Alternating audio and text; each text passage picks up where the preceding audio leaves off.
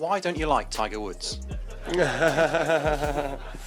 kind of like everybody. I think that there's people that you connect with and there's people that you don't. And, it's pretty much as simple as that. So I pulled the club and was getting ready to play my shot. And then I hear his comments afterwards, and not real surprising that he's complaining about something. Did you talk to him about it, or did he talk to you?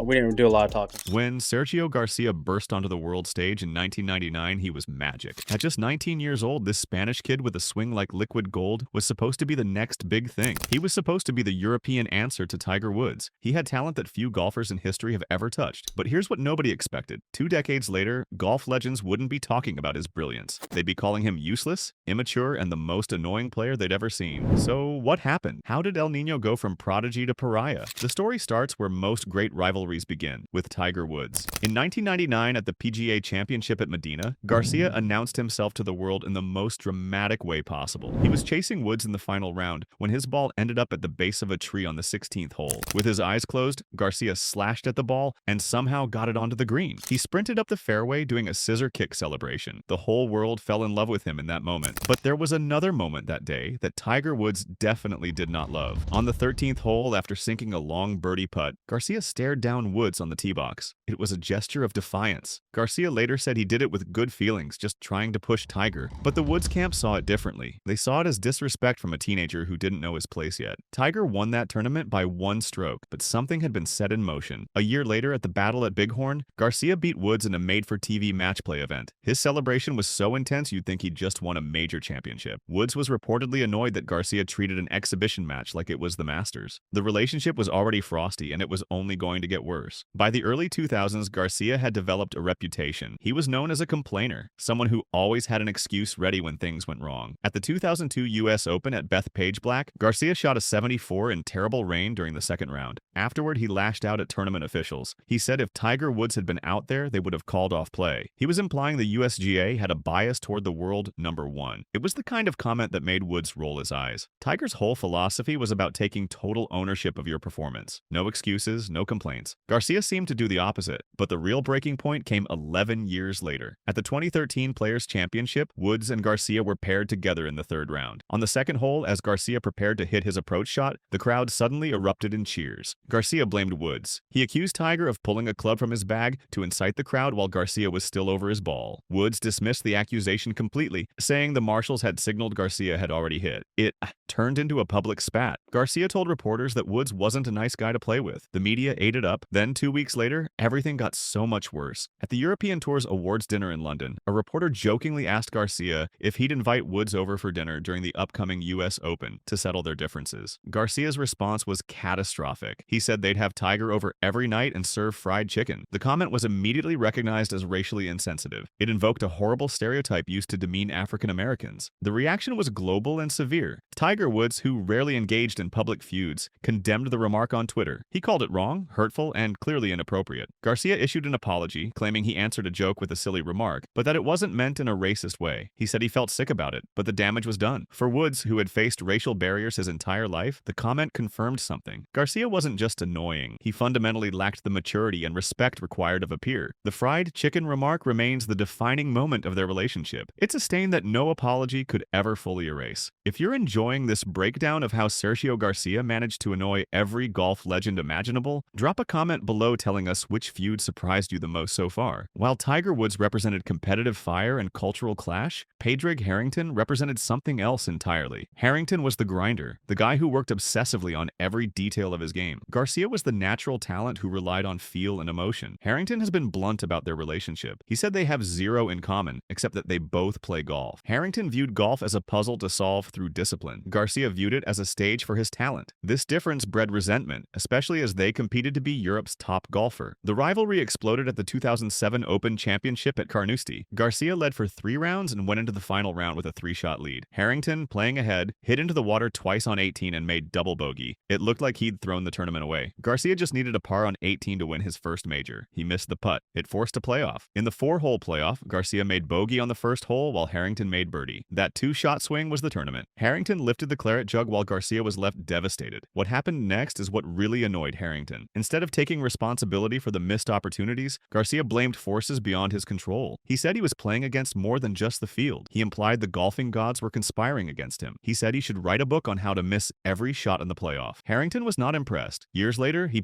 said he gave Garcia every possible out at that Open. He was as polite and generous as he could be, but Garcia was a very sore loser, and he continued to be a sore loser. The rivalry continued into the 2008 PGA Championship, where Harrington again beat Garcia down the stretch. Over time, the Harrington's assessment hardened. He called Garcia a very fiery character and a spoiled child. He admitted that while the Ryder Cup forced them to cooperate, their relationship was one of gritted teeth. To a man like Harrington, who worked tirelessly for every success, Garcia's complaints about bad luck felt like an insult. Here was a guy gifted with supreme natural ability, and all he could do was whine about the gods being against him. Then there's Nick Faldo, the six-time major winner, the stoic British legend known for his relentless focus. Faldo's issue with Garcia centers on the 2008 Ryder Cup at Valhalla. Faldo was the European captain, and his team lost. One of his most controversial decisions was benching Garcia and Lee Westwood for the Saturday morning session. People were baffled. These guys had a history of success together. Faldo later revealed why he made that call. He said Garcia's attitude during the week was terrible. Faldo put his arm around him and asked if he was good to play that afternoon. Garcia said yes, but then on the 18th green, Garcia told Faldo he didn't want to play anymore. He said he'd been on antibiotics all week. Faldo said that was the tone from Sergio the whole week. He wasn't mentally in it. Faldo kept quiet about this for years, but during the 2014 Ryder Cup, while working as a broadcast analyst, Faldo unleashed. He said on live television that Garcia was useless at the 2008 Ryder Cup. Half a point, bad attitude. The use of the word useless by a former captain to describe a current player sent shockwaves through the golf world. Garcia's teammates rushed to his defense, but Garcia remembered. When he eventually broke Faldo's record for most Ryder Cup points won, he took a point at jab. He said breaking the record meant a lot to him because he'd passed some of his heroes today, and Nick Faldo. The feud didn't end there. In 2023, after Garcia criticized Rory McIlroy for lacking maturity, Faldo jumped on social media. He tweeted that this was rich coming from the most immature player he'd ever witnessed. For Faldo, Garcia represented a tragic waste of talent through lack of mental discipline. Perhaps the most painful falling out was with Rory McIlroy. Unlike Woods or Faldo, McIlroy was a friend. They were Ryder Cup partners. McIlroy was a groomsman at Garcia's wedding in 2017, but when Garcia defected to LIV Golf in 2022, he placed himself on the opposite side from McIlroy, who had become the staunchest defender of the PGA Tour. The friendship didn't end quietly. It ended with a hostile text message exchange during the US Open. McIlroy revealed that Garcia was basically telling him to shut up about LIV. McIlroy said he was pretty offended and sent back a couple of daggers, and that was it. McIlroy admitted to deleting Garcia's phone number. He said there was no way the relationship could be rekindled. Then Garcia made things worse by going public. He blamed the entire rift on McIlroy's lack of maturity. He said it was very sad that Roy would throw away their friendship just because Sergio went to a different tour. Garcia said it showed a lack of maturity. McIlroy's response was beautifully sarcastic. When asked about Garcia's comments, he said, "Sergio feels he deserves a lot of things." The breakdown of this friendship highlights the personal cost of Garcia's decisions. To McIlroy, those text messages weren't just a difference of opinion. They were a betrayal of everything they'd been through together. The criticism shifted to modern stars as well. Brooks Koepka values stoicism and professionalism. He had zero patience for what happened at the 2019 Saudi International. During the third round, Garcia's frustrations boiled over into vandalism. He was disqualified for serious misconduct after intentionally damaging 5 greens. He scuffed the putting surfaces with his shoes and slammed his club into the turf. Players in the groups behind him had to put over the damaged areas. Think about that for a second. Garcia was so consumed by his own frustration that he actively sabotaged the playing surface for everyone who came after him. It wasn't just unprofessional. It was selfish in a way that transcended normal competitive anger. Koepka didn't hold back. He said Garcia was 40 years old and needed to grow up eventually. He accused him of acting like a child. Garcia tried to deflect by correcting Koepka's age estimate, saying he was 39, not 40, but he ultimately admitted he was wrong. To Koepka, vandalizing greens showed weakness and entitlement that had no place in professional golf. This wasn't an isolated incident either. Garcia had been damaging equipment and courses for years. The pattern was clear. When things didn't go his way, he lashed out physically at whatever was nearby. What makes Garcia's behavior even more frustrating to his peers is the stark contrast between his natural ability and his mental fragility. He had one of the purest swings anyone had ever seen. His ball striking ability was the envy of the entire tour. When he was on, he could make golf look effortless in a way that only a handful of players ever could, but all that talent was undermined by an inability to control his emotions. Where other players channeled frustration into focus, Garcia let it consume him. Where legends like Woods and Faldo used adversity as fuel, Garcia used it as an excuse. The The golf world kept waiting for him to mature, to finally harness that incredible talent with the mental discipline it deserved. But year after year, the tantrums continued. The excuses piled up, the bridges burned. Even Jon Rahm, a fellow Spaniard, someone who looked up to Garcia, had his loyalty tested. At the 2022 BMW PGA Championship at Wentworth, Garcia played the first round, shot a poor 76, and then withdrew. Days later, he was photographed at a Texas versus Alabama college football game, thousands of miles away. The real problem was that by withdrawing after the tournament started rather than before, Garcia prevented the first alternate from playing. That alternate was Alfredo Garcia Heredia, a close friend of Jon Rahm. Rahm was reportedly furious that Garcia's selfishness cost his friend a spot in a prestigious event. It was pure selfishness. Garcia took a spot, played poorly, quit because he wasn't winning, and jetted off to a football game. This incident perfectly encapsulates why Garcia drives his peers crazy. It wasn't about the bad round. Every golfer has bad rounds. It was about the complete disregard for anyone else. Professional golf operates on a system of respect and courtesy. When you commit to a tournament, you're making a commitment to the organizers, the sponsors, the fans, and the other players waiting for their chance. Garcia treated that commitment like it meant nothing. He got his tee time, realized he wasn't going to win, and simply walked away to do something more entertaining. The fact that this directly hurt a fellow professional, someone in Rahm's inner circle, made it even worse. For Rahm, watching his countryman and former mentor behave this way was deeply disappointing. It showed that Garcia's self-centeredness extended beyond just his attitude on the course. It affected real people with real consequences. Beyond the feuds, Garcia's career is punctuated by moments of gross impropriety. At the 2007 WGC Championship at Doral, after missing a putt on the 13th hole, Garcia spat into the cup. The act was captured on camera. He claimed it went in the middle and wouldn't affect anyone else. The reaction was universal condemnation. People called it disgusting and boorish. It was a moment that perfectly illustrated his mindset. In Garcia's world, if he was frustrated, that's all that mattered. The fact that other players would have to put on that same surface didn't register. It was childish behavior that had no place in professional sport. Then there's the equipment abuse. Garcia has thrown shoes into crowds during tournaments. At the 2019 Open Championship at Royal Portrush, he threw his driver at his own caddy, who happened to be his brother Victor. The club cartwheeled through the air. Imagine being so angry that you physically assault your own family member with a golf club. At the 2012 US Open, he slammed a club into the ground so hard it chopped an ESPN microphone in half. He's verbally abused rules officials when decisions didn't go his way. At the 2022 Wells Fargo Championship, after being put on the clock to find a lost ball, he lashed out at a referee. He said he couldn't wait to leave the tour and that he only had a couple more weeks until he didn't have to deal with them anymore. The overwhelming consensus among golf legends is clear. Sergio Garcia's status as the most annoying golfer ever is self-inflicted. Tiger Woods found him disrespectful and racially insensitive. Padraig Harrington found him to be a spoiled child, incapable of accepting defeat with grace. Nick Faldo found him useless in a team environment due to his bad attitude. Rory McIlroy found him immature and disloyal. Brooks Koepka found him childish for vandalizing courses. Jon Rahm found him selfish for taking a spot from a deserving alternate. It's not that Garcia was emotional. Golf has always had room for passion. It's that his passion was so often directed inward in displays of self-pity or outward in acts of disrespect toward the game and his competitors. The tragedy of Sergio Garcia is that he possessed the talent to be a beloved hero. When he finally won the Masters in 2017, it was a moment of redemption. He showed the world what he was capable of when everything clicked. That victory could have rewritten his entire narrative. But his subsequent behavior, the tantrums, the defections, the burning of bridges, it all reaffirmed the criticisms that had followed him for 2 decades. Garcia will be remembered not just for the shots he hit, but for all the noise he made in between them. He remains the prodigious talent who never quite grew up, and that's ultimately why golf legends find him so annoying. If this video opened your eyes to just how many bridges Sergio Garcia burned throughout his career, make sure you hit that subscribe button and let us know in the comments which controversies shocked you the most.